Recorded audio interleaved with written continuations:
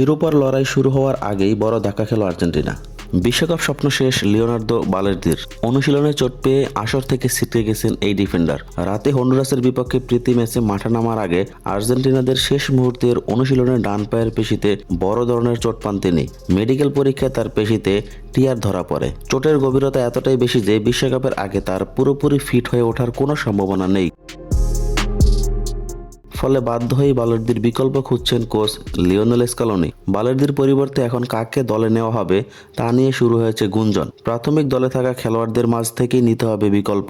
এই দৌড়ে সবার চেয়ে এগিয়ে আছেন মার্কোস সেনেসি। ডিফেন্ডার বালের্দি আর্জেন্টিনা দলে এসেছিলেন বিকল্প সেন্টার ব্যাক হিসেবে। ফ্রান্সের লিগ ওয়ানে দারুণ এক মৌসুম কাটিয়ে মূলত ক্রিস্টিয়ান রোমেরোর বিকল্প হিসেবে ভাবনায় ছিলেন। 26 সদস্যের চূড়ান্ত বিশ্বকাপ দলে নিজের জায়গা পাকা করে প্রস্তুত হয়েছিলেন বিশ্বমঞ্চে নিজেকে চেনাতে। তবে আপাতত তার স্বপ্ন সত্যি হচ্ছে না, যদিও এখনো তার চোট নিয়ে আনুষ্ঠানিক ঘোষণা আসেনি। এই চোট থেকে সেরে উঠতে কমপক্ষে 3 সপ্তাহ সময় লাগবে, অর্থাৎ ততদিনে গ্রুপ পর্বে খেলা প্রায় শেষ।